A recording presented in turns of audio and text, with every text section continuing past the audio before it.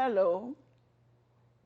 Welcome back to the show called MSPPH, Media Superpower, Polycyberdelic Academiacology.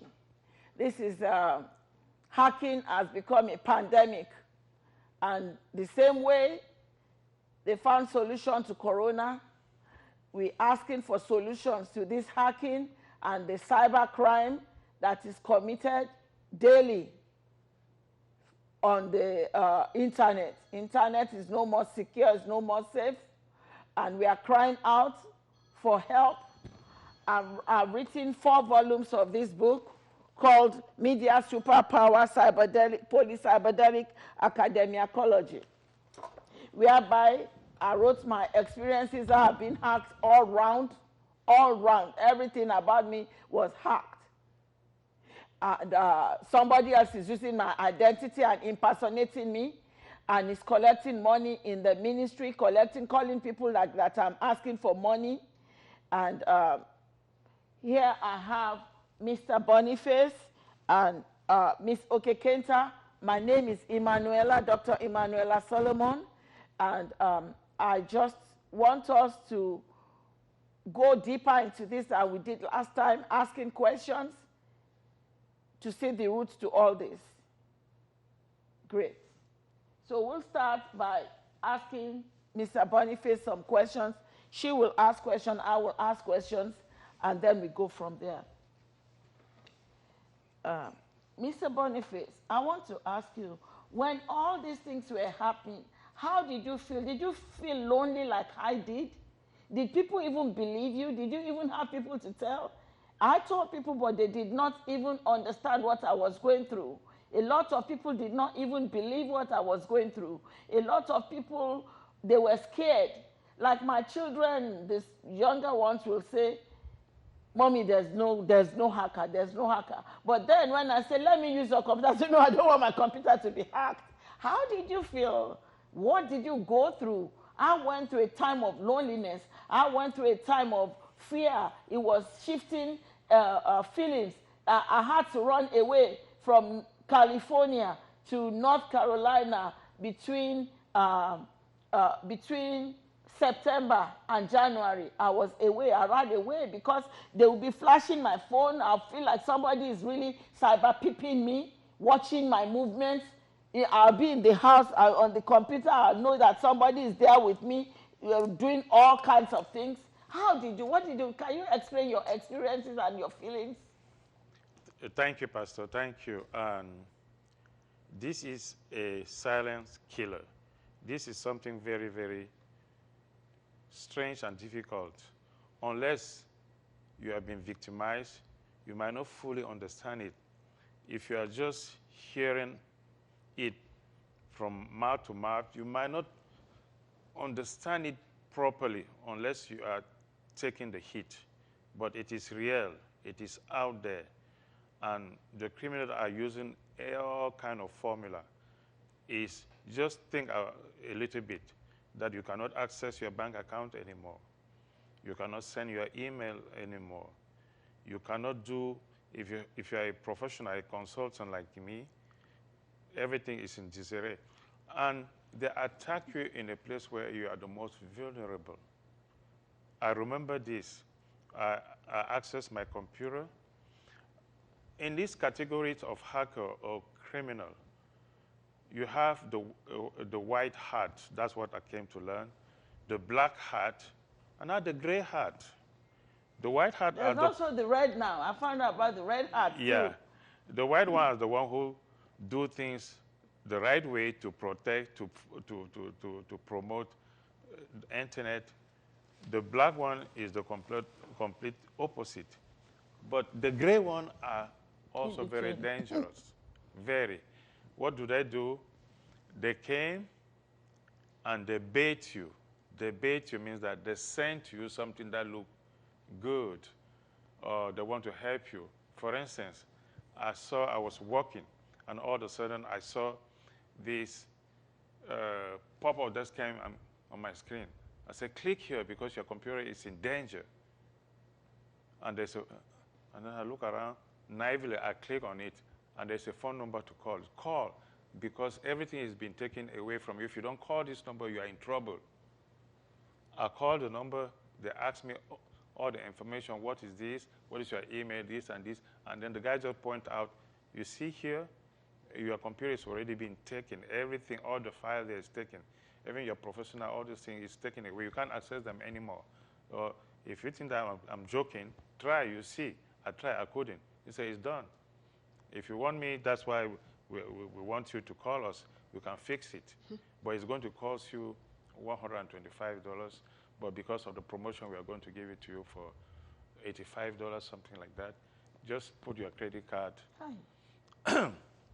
Then it was so compelling. I was under pressure to get my professional report ready so I can make the presentation and close the deal and close the weekday.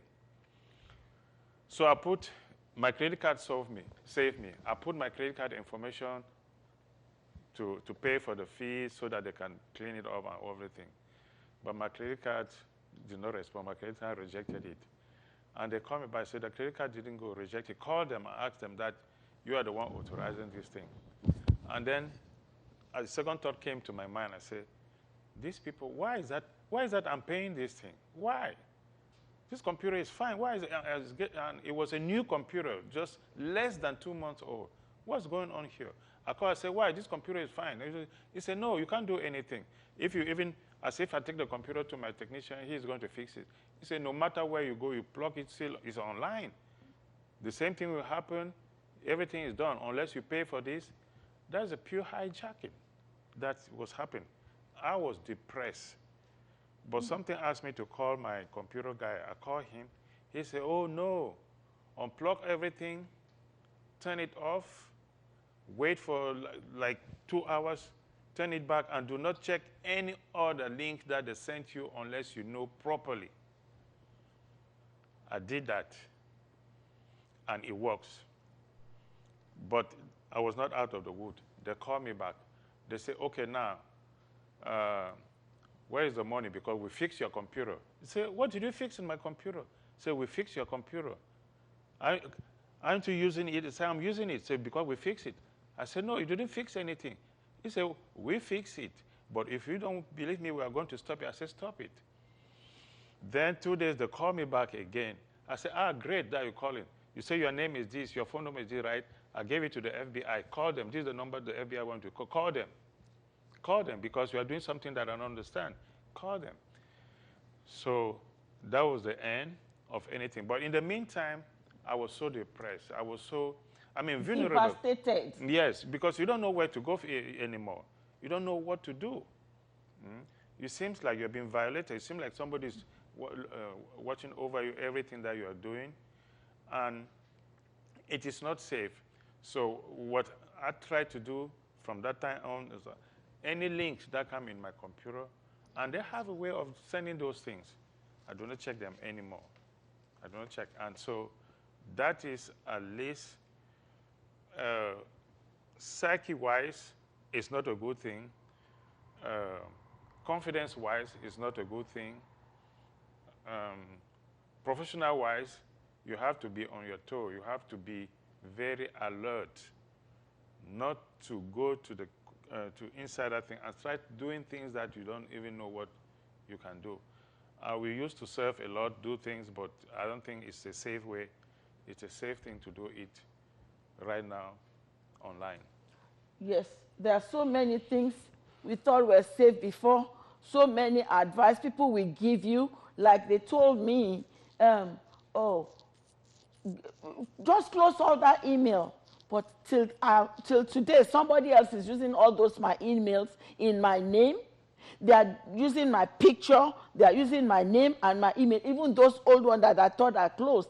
And then the idea of Google making you wait for 30 days when you want to delete your old Gmail, and Yahoo making you wait for 90 days, and Facebook wait for 30 days. What I experienced was, once I shut down those things, say, I don't want them no more, let me get a new one.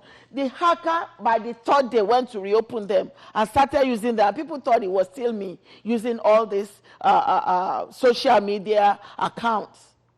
It was so, I was so depressed, I was confused, it was too much to handle. I want to go back to Miss Catherine Okekenta now and ask her how yours is so still fresh. It's like a month ago that it happened. How did you feel? How have you been feeling? I've experienced now that there's no help out there, because I went to the police station more than 10 times. I called police into my house more than 10 times. I mean, they try, they empathize, but there's no solution. I've still been hacked. I went to the judge to please put a cyber restraint on these people. I said, no enough evidences. I didn't get it done. There's no help out there. FBI, they've already connected so much gadgets to my computer that even whatever I sent to FBI, I'm not sure if it reached FBI, if it went to the hackers, or it went till today. I didn't hear back. How did you feel? What have you done? What have you seen? It was a very trying time because everyone who invests is in a mind frame they are going to make money. So to lose 2 Bitcoins, it's a major thing for me.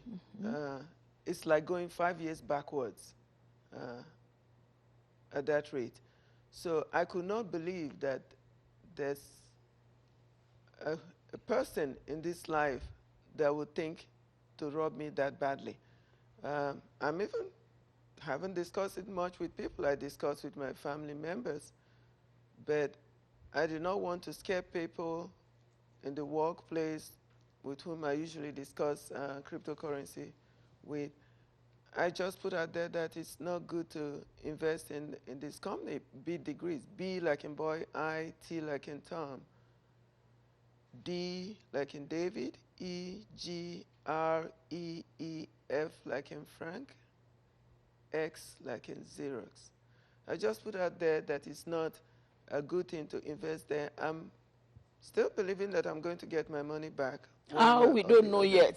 Yeah. We need help. Or the other. I'm still believing that that money will return, and I would not wish that on my worst enemy. It's a very painful thing to go through, especially if you're trying to move forward. I do not have the kind of finances that makes it possible for me to lose something like that without a lot of pain. Like I said, I filed papers with the FBI, and I'm still hoping to hear from Crypto Banter, that's their name on YouTube, to give me a hand in this. And I wish they had indicated that the Instagram account for Sheldon Sniper was not already in place before they advised people to go ahead and follow him on Instagram without him being on Instagram at that point. So I feel very bad about the loss, and I'm waiting for someone to come through and help with some of this recovery. I understand that initially they told you, wait for 24 hours, you will get your money back. And you really believe them. You were waiting for those 24 hours. And then after the 24 hours, that's when they told you, wait for 2 more weeks. And you were still believing to get your money until they now put in, you have to pay to get your money, even the one you invested, not even their interest. You still have to pay more money. Is that? Yeah, the first time they said if you want to get your money in 2 days, you have to invest another $10,000. And I said, well, I did not have the $10,000 to invest in order to get the money out. I thought that was just because I was trying to do an early withdrawal, since they said the trading session is 14 days. But then, about 10 days later, they sent me an email and said to deposit $24,000 in order for me to make a withdrawal. And at that point, the total account has mushroomed up to $493,000. So I'm saying, I have almost $500,000 in this account. Just go ahead and take your $24,000 from me. Give me my rest. And they refuse to take it, which begins to look, seem suspicious. fishy. Because why would I need to deposit money in an account that I already have money in order to get my money out? So I did not feel that this was a straightforward deal, that if I had, like I said, a checking account or a savings account, if I needed to withdraw my money, I would not have to pay anything in order to withdraw it. If they needed to bill me for something, they would just automatically deduct it from the account. So since that's when I became very suspicious that there was something wrong with this system. And to date, they have refused to allow me to withdraw my funds. It is so disheartening. It is, I mean, there are come and go cases like this. My own situation is like ongoing. They are still there. I can't post anything. I cannot, my Facebook is taken. Somebody is remotely controlling it. I've told Facebook I don't have an admin. This person says his name is Vineyard of Praise Ministries. And Vineyard of Praise Ministries is a ministry I founded in 10 years ago. I don't have any admin called Vineyard of Praise Ministries, but every of my personal, is using all my identity to form one account or the other all over the places. He has charged money in my credit cards. He has done all kinds of things. All my emails are taken over. I mean, I'll go over this eventually, each one of how I was attacked, and I want help. People out there that have a way out. All my phone numbers are hacked. All my computers are hacked. All my emails are hacked. Everything taken. Is there any other thing you want to tell the public regarding solution? I know we can go to the government for solution. I'm asking you what you think can be done by the government and by individuals. Ladies and gentlemen, as much as we want the government officer to intervene, as much as we want the owner and the administrator of social media to intervene, I'm talking about Facebook, Google, Instagram, all the 9 yards, we should also bear responsibilities and do our due diligence before we step into this arena. Like I said earlier, it is a far wild west. It is a deep ocean. It is something that is as big as the earth itself. So I was watching a documentary, and there was this website selling drugs on the open, and the Senate asked to shut it down. Well, it wasn't easy, like you can just go and shut it down. And they found out that that website is rooted deeper and deeper and deeper into this thing. So it's not that easy. And when you see how these people work, they work in a coordinated effort, and they're always one step ahead of the prosecutor. So what we should do something on our own, and before the government can intervene. First and foremost, listen, use your brain. Some person is proposing you a high return on your investment. We know that saving account don't give anything nowadays. That's fine, we know that. But when somebody is telling you that you are going to make a couple of millions in just like this, but think a little bit. Think a little bit. 300%, 500% return. I know on Wall Street we have something like that, but it doesn't last. And it's not in the open. When somebody said that come and invest, put a Bitcoin, one Bitcoin, which is, it could be 40,000, it could be 60,000, it could be 30,000. And then in 3 months, you are going to get it 3 times or 4 times or 5 times. Think a little bit. In the world of business, nothing comes from nowhere like that. If you're making money, somebody must be losing money somewhere. That's how it is. So if somebody is proposing he's going to give you 500 times your investment, where did he get that? Where did he get that? So listen. Just listen. Again, one of the rule of thumb is don't invest more than 1%. You hear our sister, she invests 2 Bitcoin. That was too much. Do not invest more than 1% of your savings. No, do not. So you can at least test the water.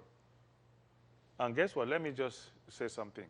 They have already determined that if they discover somebody who is testing the water, they will put more bait in front of him. Do not fall for that. Do not fall for that. Put 1%. If they pay you back, like Warren Buffett, take your initial investment in, let that earning continue the way. The thing is that we want to make millions right away. It never happened. It's not true. It never happened. So don't fall for that big earning. It does not exist. Yes, they might give it to you at the beginning to sweeten your heart, then you choke it out. I came into the system where the first people who were there, they make some money, but they were using them as bait to lure all other people in. And when their basket was full, they closed it out. So be careful. So pay attention to the level of earning that they are showing you. The return on investment, if it is outrageously high, something is wrong. The other thing is that we should pay attention also to the things that we do, like password, setting our password. I made this mistake that I use the same password for several things. No. In the world of cyber that we are in today, don't do that. Use one password for one thing. Can I interrupt? Regarding that password, what I experienced is that they did not even use password to access my computer. They already remotely programmed autofill. So whether I use different passwords or I use complex passwords or simple passwords, they still hacked me. They didn't have to think about what password did I have. They already remotely controlled everything, even my credit card to autofill. So they didn't have to see even any number in order to use my passwords and my credit. Even now, I'm using key to lock my Google, physical key. I'm using Titan, Titan, to lock my Google, and they still have access. I'm using that key to lock my Facebook, physical key. They are still in it. We need help. Yes, talking about password, here I'm talking about people who are still at the beginning of their own journey. A person like Pastor Olu, because when these hackers, they really land on you, I think they block everything out. Any password that you're going to use will not work anymore until you completely solve the problem. I heard that the problem is solved with time. So complex password for one thing, not one password for several things. And have a book which is just assigned for your password. It should not be safe in a computer. Yes, that's the mistake I made. Yeah. I saved all my passwords in google.com. No. And they accessed my google.com and they got all my passwords to all my accounts. That's how. Please do not do that. That's another lesson that I learned in a hard way. Another thing that they are now doing is they're downloading TalkBack and audio to visual onto cell phones. So all those financial companies that ask people, what is your card number? What is your expiration date? And they also ask, what are the 3 security number? Everything you are telling them, the hackers are hearing because they have downloaded something that will print back everything you said back to them. That's how they hacked all my credit cards. Please do not do that.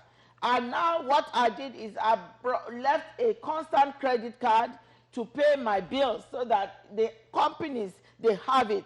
I can't do anything online anymore. I've been handicapped. I cannot I only have to mail. I mail my bills. I can't, any card number they see online, they'll be using it. And they download their thing, it'll be like it's me using it. When I paid into Google One, the hacker was using it in my name, under my computer, to pay Google Play or Play Google or whatever it's called. They are using my card to buy iPhone in Amazon. A lot of things. So what helped before doesn't seem to be helping anymore. We have to do more things. What advice from your experience can you tell people? Just like Mr. Boniface said over there, I think we should be a little more careful and don't fall for the bait. I have gotten a few emails like that tell me, or some messages telling me, oh, you need to change your Google password. I've always been worried about that, but I never did, because I believe that somebody is watching to see me put in their Google password so that they can copy it. So I have never changed that, and I found that a lot of people at work also got the same message. So it's a general knowledge now for you not to change your password if you're getting a message from some random person to change your password, because Google will never send you a message to change your password. And I'm sorry for those who are hurting, because I definitely can feel the pain at this point for all the losses, not just for me, but for all those that are involved. Just to be a little more careful and don't believe it if it's too good to be true. Yes. Be careful out there. Thank you so much for listening to us. We'll see you at the next show. Thank you. Bye.